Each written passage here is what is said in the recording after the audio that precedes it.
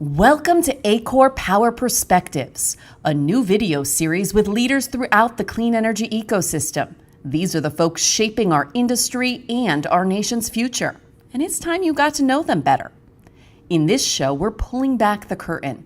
We're finding out what makes people tick, learning what they do, how they got there, and what keeps them up at night.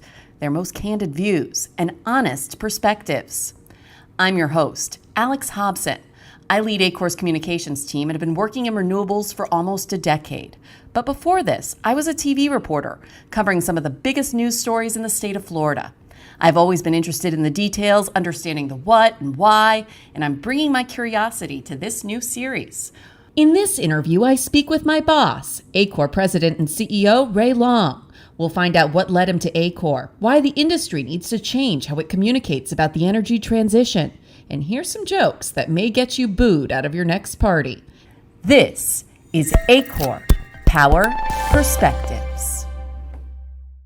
Ray, welcome to ACORE Power Perspectives. Thanks, Alex. So I'm pretty sure everybody who's listening knows who you are, but I will say your intro anyway. Ray Long, ACORE's president and CEO, and I gotta say, I'm pretty excited that we're both sitting here today. This is an idea, a brainchild that the two of us have been mulling over for several months now, and we're actually here. We're actually doing ACORE Power Perspectives at the 2024 Grid Forum, and the genesis of this was really, let's better take advantage of all the good people and great insights that are at our conferences. So to be here with you in the hot seat today is pretty exciting. Alex, I am so excited to be doing this. I can't wait to see how this comes out. Yeah. So you've been at the helm at ACORE, about 10 months now.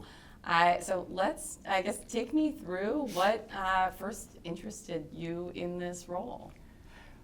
Well, Alex, as you know, I've been in the industry for a long time, and I know I don't look that old, but but it's been a long time, 25 years, and I've known about ACORE for a long time. I used to be a member for some of the companies that I used to work with. So to me, ACORE has always been this very important part of the whole policy network, if you will, that exists, producing just incredible information that people rely on.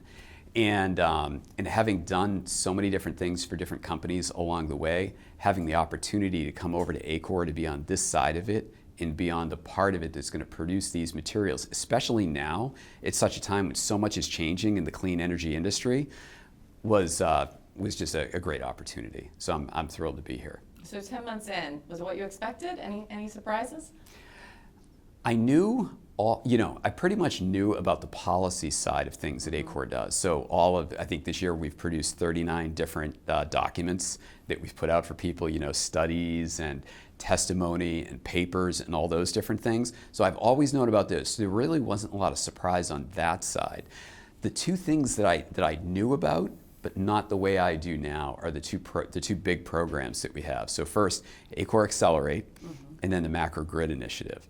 So ACORE Accelerate, what a surprise that was, to doing a full dive into that with Constance and the team. Do you want to share what it is for those who might not know? I'd love to. It's basically an incubator for women and minority-owned businesses where they can come and sign up for a 2-year program where we match them with mentors and put them in touch with folks in the financial services industry. And the whole idea is to give people that are running smaller companies the opportunity to take advantage of the network of companies that we have here, and then with the idea that not only are they going to grow and have resources to rely on, but also have the opportunity to incubate deals. And I think one of the special things about it is, now that we're 4 years into it, 2025 will be the 5th year, now that we're 4 years in, we've actually got this list of all the different deals that have been incubated just as a result of those folks who are in the program interfacing with the people that are on our board and at other levels of membership. Just such a fascinating program and super effective.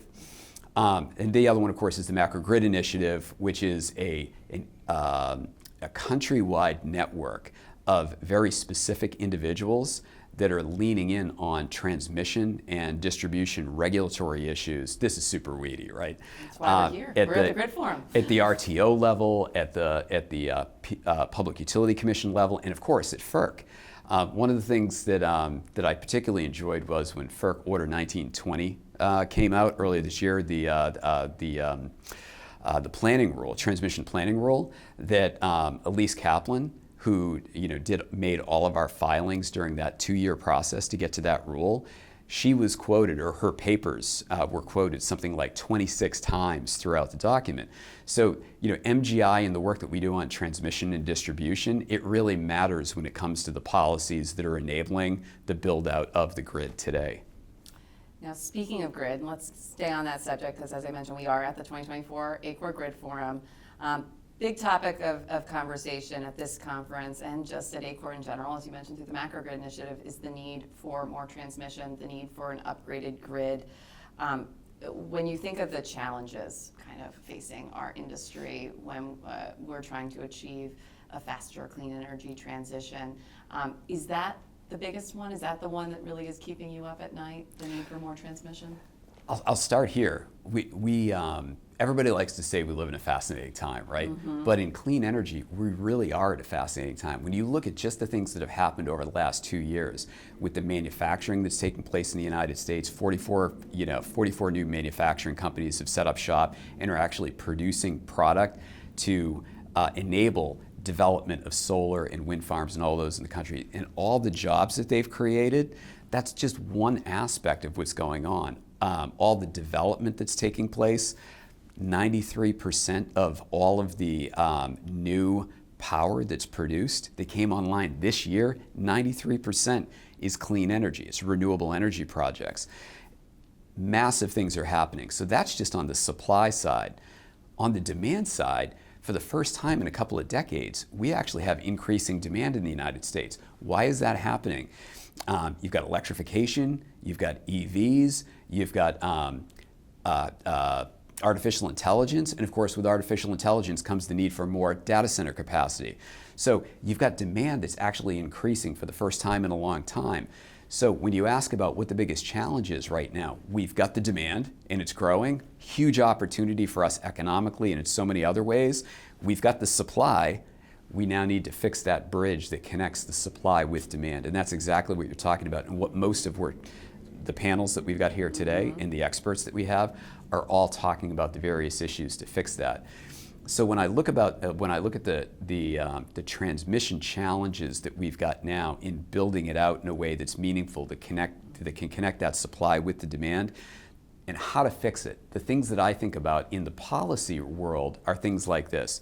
We've got a very thoughtful transmission and permitting bill that's pending in the Congress right now. Getting that passed is extremely important to fixing this issue. That will enable all these projects, these transmission projects, to move forward in a much more accelerated pace once it passes. Another one is having the right incentive in place for more investment in transmission. So for years we've been talking about some sort of a tax incentive for transmission investments specifically. Didn't make it into the bill that passed a couple of years ago. That's something that we need to put back on the table now. And then the third thing I'll mention is we've got FERC, the Federal Energy Regulatory Commission, is doing a number of different things right now, both with interregional planning and interconnection. Both of those dockets are open. They're in different stages of moving forward. So that's all in process, but we need to bring those to fruition as well and get those pieces up and running also. So that's the challenge. It's really getting this done. And I think we've got a good policy framework that's in place with those 3 steps and more, but we need to just kind of get it going. Yeah. Well, you alluded earlier on to your background. You've spent a lot of time growing both conventional and renewable energy companies, and I think that experience on both sides of the energy aisle is kind of a unique one, and I'd love to know how you bring that perspective that you've been in both conventional and clean energy companies and to your job here at ACORE. Sure. So thanks for bringing that up. It's really a special thing. So back in the 90s and early 2000s, I worked for companies that were running and trying to figure out what to do with coal, oil, natural gas, and then later on nuclear. And the thing that and then that same company that I work with also was building out renewable energy at the time. And the thing that I was left with is we looked at large coal plants, large oil plants, and natural gas plants that were becoming less and less economic in the marketplace. and figuring out, in the instance of coal, how to do a gas conversion in order to make it more economic so that we continue to run, provide reliability services, keep costs down for consumers and all that, is that this is real, all this stuff is a business.